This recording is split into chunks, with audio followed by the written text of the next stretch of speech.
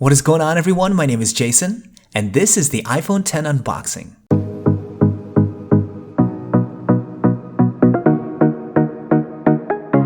Yes, I know I'm super late to the party. iPhone X unboxings are littered all over YouTube, but the truth is, I wasn't planning on picking up this phone until a little bit later in December, but the powers that be made one available yesterday at one of the local Apple stores near my place, so I thought why not add to the growing pile and put together my own iPhone X first impressions video. Not one of my most enthusiastic intros, but in all honesty, I was so psyched to finally get this in my hands. If you're trying to figure out if the iPhone X is right for you, hopefully this video will help you get a better idea of what to expect. And note, this is going to be just a first impressions video, not a comprehensive review, which will be coming in the near future, so keep an eye out for that. Now, if you're interested in checking out the latest consumer tech products like the iPhone X before you buy them, or if you're just a tech head like me, I make a video like this every single week, so make sure to hit that subscribe button and turn on that bell icon so you can be the first to know when a new JSL review is out and you don't miss anything. That being said, let's jump into the iPhone X. Now, the box itself is very reminiscent of other iPhone boxes in the past,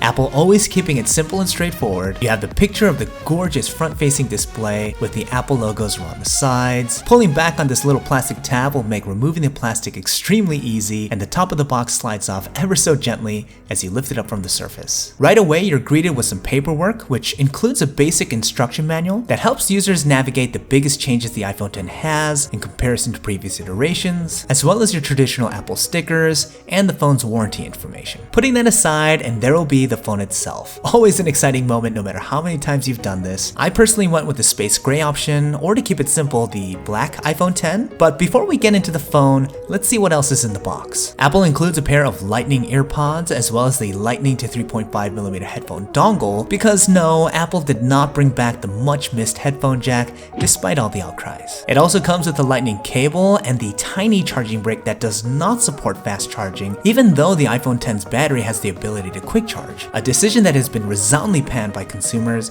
considering the enormous price tag of this device. What I noticed right away the first time I held the iPhone X in my hands was the build quality. It feels very different from any other iPhone from the past, which makes sense as the materials Apple chose to use for the X is kind of a first for them. The phone feels a lot more substantial in the hand, as it's heavier than any other iPhone I've ever felt, and I'm not gonna lie, someone who's been using an iPhone Plus variant for quite some time now, it feels like a breath of fresh air to come back to this smaller but more practical form factor. As I cathartically pulled back on the protective plastic on the phone, I was surprised at how amazing the phone looked. I mean, I've seen probably over 100 videos on the iPhone X, and I've been to the Apple store to see it in person multiple times, but having it in my hand as my phone, it's impossible not to be enamored by its design. The front and back being made out of glass, and the chassis of the phone being made out of stainless steel, makes for a pleasant, warmer feel than the iPhones that have been traditionally made out of all aluminum. It's not as slippery and cold, but it is in turn likely more fragile and a serious fingerprint magnet. I ordered some protective accessories that I'll review as soon as they come in, because it'll likely be a good idea to have some sort of protection on this phone considering its build and again its price. On the back of the phone, again you have a very clean setup. The space gray color is well executed in it that it's elegant and stealthy, and the minimal branding, just the Apple and iPhone logo, makes for a sleek look. The dual vertical camera setup is new and I actually think it looks fine, but I wish it didn't protrude so much. This is probably the biggest camera hump I've seen on a phone. It would have been nice if Apple found a way for it to lay flush. On the bottom you have a Lightning port, which is surprising. I thought Apple would transition over to USB Type-C, but looks like they're going to stick with Lightning for the time being. Once I got the phone set up, I got a chance to really take in the splendor of this absolutely stunning OLED HDR display, another first for Apple. The 5.8-inch display Apple has dubbed the Super Retina display comes in at a resolution of 2436 by 1125. It supports the P3 color gamut, it has True Tone capabilities, etc. What you need to know about the display is that it's downright beautiful. It's bright, colors are accurate and well saturated, and because it's an OLED, the blacks are pitch black. It may be hard to show you on camera, but there is a noticeable difference between this and the iPhones using LCD panels at lower resolutions. It is definitely the most capturing feature of the X, and consuming content on this phone is a treat. I know that OLED displays are not new to the smartphone world, but Apple's first step into the space was executed very well. Pair that with the almost bezel-less screen-to-body ratio, and you have, hands down, the best looking iPhone ever made, and arguably one of the best looking smartphones, period. Now, in order to achieve this exemplary design, certain sacrifices had to be made. First, the iPhone X has no home button. a major component to be removed. Instead, Apple has reconfigured iOS to have gestures replace the home button's functionality. So simply swiping up from the bottom of the phone where the home button used to reside will exit you out of wherever you are back to the home screen. It's super easy and intuitive. I got used to this in no time. This has, however, forced the control panel to be moved to the top right-hand corner of the screen and notifications to the top left. A bit odd to get used to and not exactly easy to reach, but pro tip here,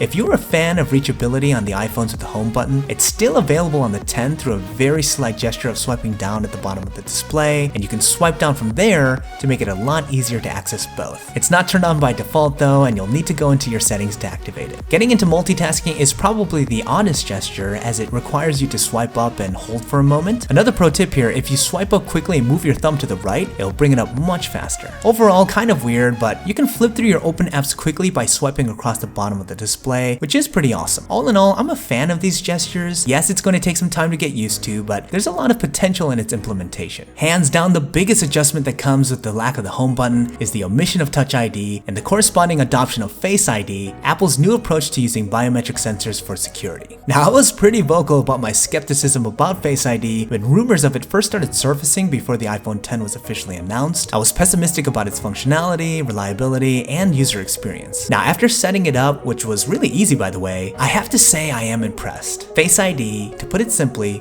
works. And works really well. It often unlocks my phone so quickly that I don't even realize that it's gone through the authentication process, making it quite easy to get used to from a day-to-day user perspective. It works in the dark, it works from an entire arm's length away from my face, and it really waits until I make eye contact with the display before it unlocks it. Testament to the advanced hardware Apple came up with here. Now, it's not perfect. From a user perspective, it's odd that the phone requires an additional swipe up after it's unlocked to get to the home screen. Hoping that Apple updates the software to make that change, because the two-step process is kind of annoying. Now, an added benefit of having such advanced facial recognition hardware on the phone is a better front-facing camera. It's a 7 megapixel camera with an f2.2 aperture that can now shoot in 1080p HD video. The selfies you take on this come out great, and being able to shoot 1080p video is great for you vloggers out there. With the addition of the true depth sensors built into the front camera suite, you have the ability to take portrait selfies, which are okay, but definitely need some work in the software to hammer out some of the kinks, as well as everyone's favorite,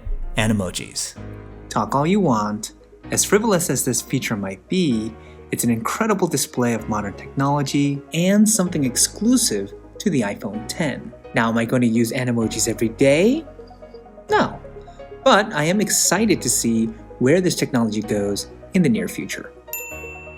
The last thing I want to talk about is the cameras on the back. The dual setup consists of two 12 megapixel cameras, a wide-angle lens with an f1.8 aperture, and the other a telephoto lens with an f2.2 aperture. In the center is the True Tone quad LED flash and a microphone for audio, all covered by a sapphire lens cover. The major hardware difference in the cameras on the 10 is that both cameras have optical image stabilization, which makes for better low-light photos as well as smoother video capture. Speaking of video, the iPhone X can shoot 4K up to 60 frames per second and shoot in super slow-mo 240 FPS at a full 1080p HD, which is kind of nutty considering that a lot of high-end cameras can't even come close to doing either. The images I've been able to capture have been superb, even in not ideal lighting conditions. I've only had the phone for a few hours, so more testing is necessary, but up to this point, I am extremely impressed with the 10's cameras. Okay, there's still a ton of things to test and go over on this phone, but wanted to leave it there in terms of an unboxing and first impressions video. Leave me a thumbs up if you guys enjoyed it, it really helps me out. Let me know in the comments section what you guys think of the iPhone X and what you want to see in the full review as I start putting that together. Don't forget to subscribe so you're the first to know when that drops. In case you missed my last video on this crazy thin mechanical keyboard by Dravo that's not even available to the public yet, I'll leave a link to that in the description down below and at the end card if you want to check it out. Thanks so much for watching,